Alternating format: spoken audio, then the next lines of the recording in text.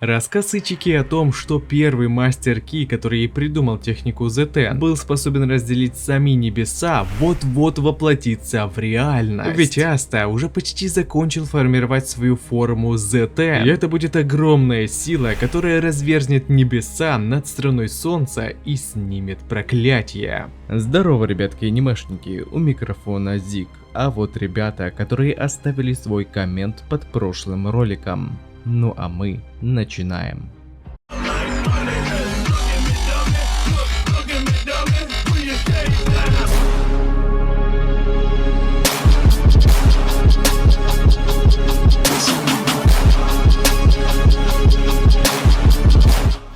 Думаю, это было достаточно громкое вступление, однако даже сам Аста подтвердил, что его ZN был почти готов и еще бы чуть-чуть, и он смог бы его воплотить. Кто знает, может, если бы Рюда не остановил Асту, у него возможно все бы получилось. Но нет.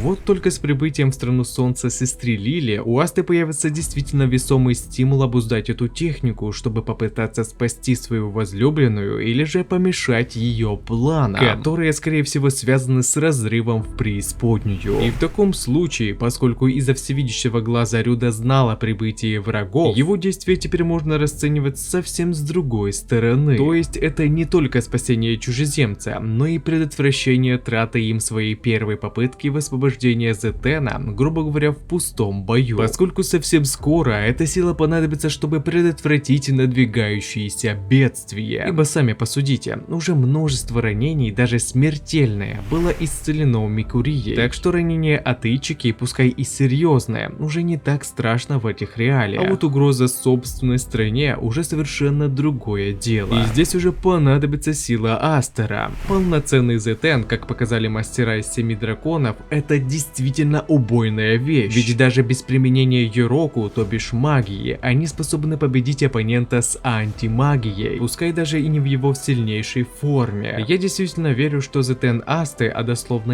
небесное высвобождение, способна разрубить небеса. Ибо не зря тогда Ичика рассказала ему легенду о создателе данной техники, который собственно и шокировал всех своей силой, разделив небесный покров. К тому же сам дословный перевод «небесное высвобождение» намекает нам на направление развития техники Ки Асты. А еще условно будущая ситуация, которая разразится в грядущих главах с влиянием пятиглавого дракона, покажет на деле раскол небес, услышанный из легенды. Ну а прежде чем мы продолжим, уделим небольшую минутку спонсору.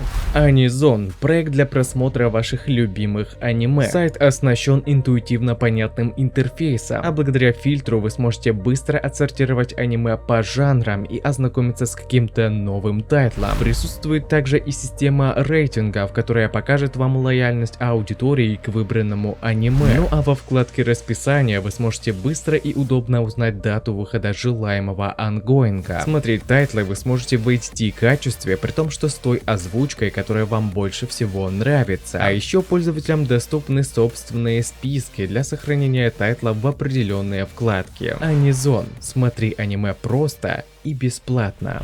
Мы уже видели попытку паренька с помощью Ки высвободить антимагию, текущую в его теле. Тогда он лишь повторил за Ичикой, но результат превзошел абсолютно все ожидания. Однако только то, что ему удалось это повторить, уже невероятно, так как на такое способны только члены из 7 драконов после нескольких лет тренировок. Но вдобавок нам показали, как сильно антимагия в таком исполнении способна разъедать предметы, которые хоть как-то наполнены маной. Повторюсь, это была лишь попытка повторить. В реальном бою Асте еще не удавалось воплотить свою форму Зетена, ведь для этого ему нужно обуздать несколько вещей. Первое – это научиться концентрироваться на собственном Ки во время боя. Второе – это определить его эффективные точки пропуска, которые максимально позволят высвободить антимагию в определенный момент. В 343 главе Аста осознал все эти аспекты и с успехом 50 на 50 готов был продемонстрировать нам эту мощь. Но Геруда внес свои коррективы и остановил бой, ведь вскоре эта сила ему еще как пригодится. Как я уже говорил, именно ситуация с пятиглавым драконом непосредственно может быть связана с рассечением небес. Ведь именно после гибели дракона его сила пропитала пространство, искривляя его, соединив мир людей с преисподней. Как следствие, море в области берегов стало черным и застойным, животные подались проклятию век, о чем говорят выросшие рога. Да и к тому же те черные тучи, которые заметил Аста, также были следствием влияния силы дракона. Ведь согласитесь, странно, что в стране восходящего солнца небо постоянно затянуто темными облаками, а ведь так было не всегда. В разборе главы я упоминал, что Лили могла прийти сюда именно из-за разрыва в пространстве, ибо за Астой это маловероятно, что она могла прийти, поскольку сама сказала, что впервые смогла увидеть страну солнца собственными глазами и знала о ней только по слухам. Значит, и Асту она телепортировала просто куда-то подальше, а попав в океан, его выбросила на берег новой страны. Так что вероятность того, что ей все же нужен именно разлом в преисподнюю, сильно возрастает. Применив ZN в области этой аномалии, Астер мало того, что сможет помешать Люциусу и скорее всего получит возможность спасти Лили, так и еще избавит страну солнца от проклятия. Происхождение этой аномалии нам четко объяснили.